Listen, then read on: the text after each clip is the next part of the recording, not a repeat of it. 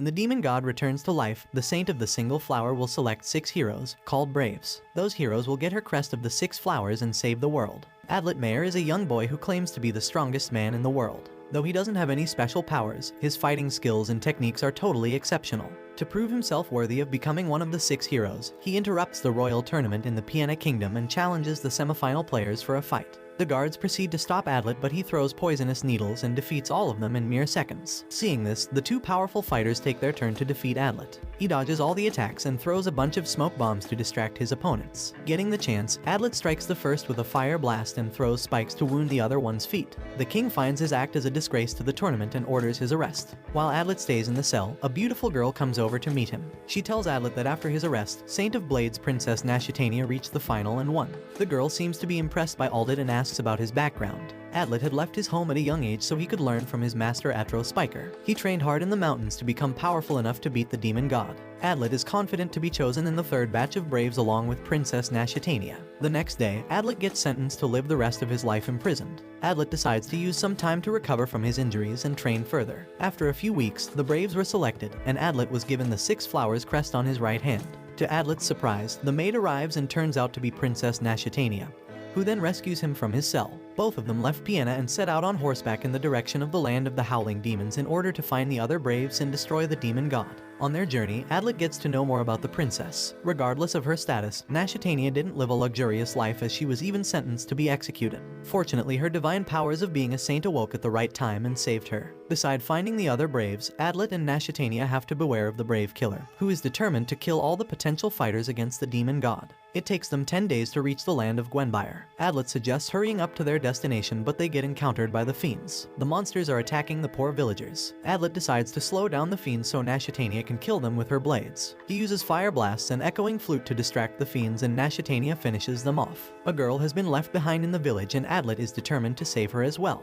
Though Nashitania stops him, he rushes back to the village and leaves the other fiends in Nashitania's hands. There he finds a mysterious girl with white hair helping the dogs. Adlet feels glad to see the flower mark on her hand and proceeds to invite her on their journey. The girl is carrying huge guns to defeat the fiends. She introduces herself as Flamey, the Saint of Gunpowder. She has the ability to create bullets and bombs. Meanwhile, the leader of Imperial Knights Goldov meets Nashitania and informs her that a girl named Flamey is the Brave Killer. Being unknown of this fact, Adlet insists Flamey join him, but she wants to face the demon god alone. Flamey tries to run away, but Adlet catches her soon. He uses a smoke bomb to distract her and snatches away her bullet bag, forcing her to complete her journey along with Adlet. Meanwhile, being one of the Braves, Goldov helps Nashitania in defeating the fiends. They receive the message from Adlet about accompanying another Brave, so they continue their own journey as well. Adlet gives the bullets back to Flamey as they reach the Gwenbyre fortress. Most of the knights have been killed by the fiends, and the remaining knights are there to guide the Braves. A knight gives them the details. The king has created a barrier to stop the fiends outside.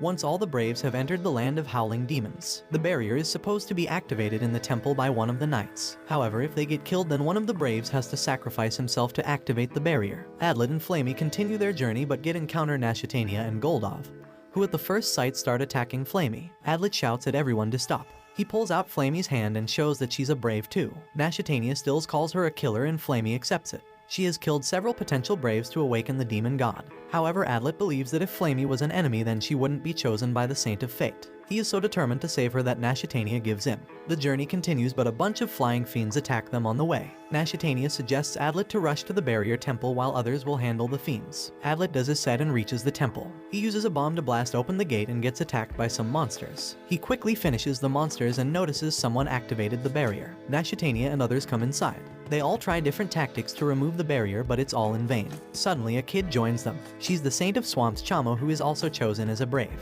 Afterward, 2 more Braves, the Saint of Mountains, Mora, and Hans, come in too. Surprisingly, instead of 6, there are 7 Braves in total now, meaning one of them is a fake. Nor a human or a fiend can penetrate the barrier. There are only 2 ways to remove it. Either the person who activated it removes the barrier, or that person dies. Mora suggests everyone introduce themselves one by one to find some clues on who's fake and who's not.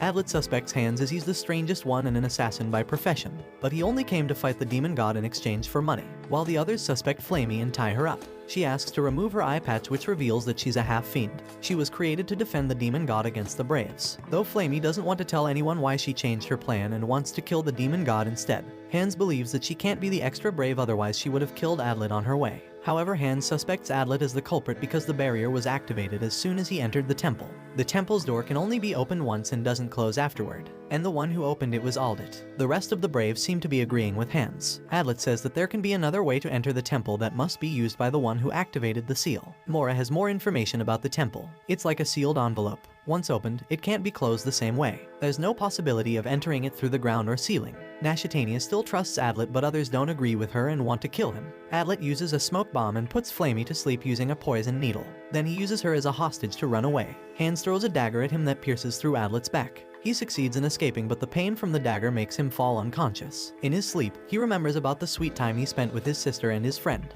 He also gets a flashback of the time he went to his master for training. The first lesson he learned is to laugh in despair. When Adlet opens his eyes, his wound is already treated by Flamey. Adlet shares another possible theory with her. There can be two culprits. One of them disguised as a brave and joined them, while the other one sneaked into the temple to activate the barrier. Adlet is looking forward to the morning so he can catch the actual culprit and clear his own name. Flamey wonders what makes Adlet so optimistic and shows her desire to know more about him. Adlet was living a carefree life when a fiend came to his village. The next day, the elders of the village announced to be worshipping the demon god. Whoever tried to oppose was killed. Adlet's friend and his sister were killed by the fiend while he managed to escape. Since then, he wanted to become the strongest man in the world and defeat the demon god. After hearing this, Flamey tells that the same talking fiend was the one who planned her birth. She always thought that the fiends were her family and she loved her mother as well. To prove her loyalty to them, she killed several potential braves. However, Flamey's own mother tried to kill her. Since then, she discovered a desire to kill the demon god whom her mother treasures so much. Adlet believes that they are similar to each other and that's why he doesn't suspect Flamey, but she thinks the opposite.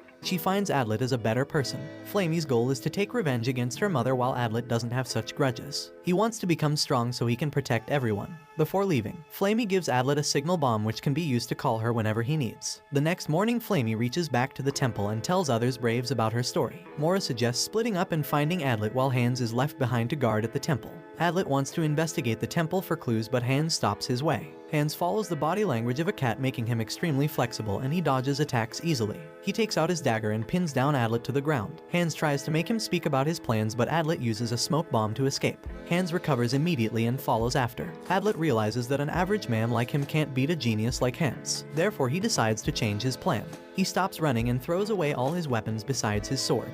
Hans looks around to guess what Adlet is up to, but he doesn't realize that the trick is in the sword. It shoots out at Hans. Surprisingly, Adlet misses the target intentionally. He wanted to prove that he isn't interested in killing the braves. Hans laughs back and says the trick is useless as he's himself the actual culprit. Saying this, he strikes at Adlet's neck. After a moment, Adlet realizes he's not injured. It was just a hallucination created by Hans. He wanted to see Adlet's dying face to confirm his innocence. Dying people don't lie. After the confirmation, Hans let Adlet investigate the temple. They get interrupted by Chamo, who still suspects both Hans and Adlet. She starts vomiting a creepy liquid that transforms into regenerating fiends who follow her orders. Now both boys are surrounded by several enemies, while Chamo has no intention of showing mercy. It's useless to attack the fiends, so Adlet decides to aim for Chamo. He requests Hans to buy time till he can think of a plan. Adlet uses flames and an echoing flute to distract the fiends and pushes Hans to attack Chamo. They tie her up and take her to the temple. Adlet leaves Chamo in the custody of Hans and goes to meet Flamey. He uses the signal bomb to call her and tells her that he has figured out the culprit's plan. Lauren was the one who told them how to activate the barrier, but he can be on the side of demons while lying to the braves. The fog created when the temple was open could be fake. When the braves messed up while trying to deactivate the barrier, the 7th brave may have activated the barrier for real.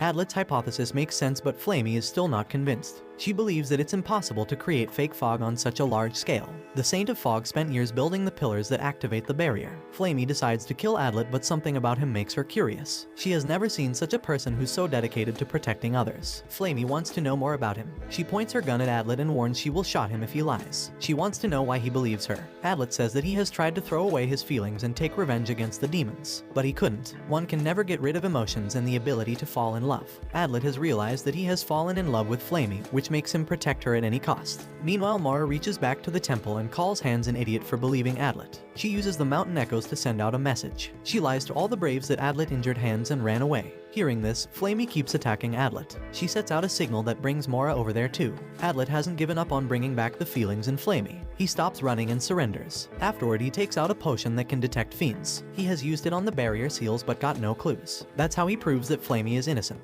Nero tries to shut up his mouth, but Flamey saves him. She's deeply touched by Adlet's concern for her. her. Tears fall down from her eyes and her heart is beating again. Adlet holds her hand and runs away, but they get blocked by Nashitania. She assumes that Adlet broke her trust and betrayed her. Nashitania showers numerous spears on Adlet. Thanks to Flamey, none of them reaches him. Mora blocks Flamey and gives Nashitania the responsibility to kill Adlet. The princess attacks Adlet, but Flamey shields him with her gun. Then she uses the bombs to distract them. Flamey tells Adlet to run away while she handles the battle. He promises to protect her to the end and leaves to find Hans. That's the only way to prove his innocence. Before he can enter the temple, he encounters Nashitania again. She attacks him continuously with her blades and causes severe injuries all over his body. Adlet can't bear the pain and falls down. Nashitania is about to finish him off, but he takes the attack on his palm and throws Nashitania away. The other Braves get there and Goldoff tells them he believes that they should let Adlet speak before killing him. Right now they have reached the same spot where they killed the fiends. Adlet has finally figured out the whole plan of the enemies. As he said before, the fog was created manually. The missing Saint of Sun Riro was actually kidnapped by the fiends. They forced her to increase the temperature of the forest. When Adlet broke the temple door, Riro was killed right away. It caused a sudden decrease in temperature and created the fog. Moreover, Riro's body is hidden inside the dead fiend. Hans discovers it immediately and proves Adlet's innocence. Mora accepts the explanation as well. Now the question arises, who's the 7th Brave?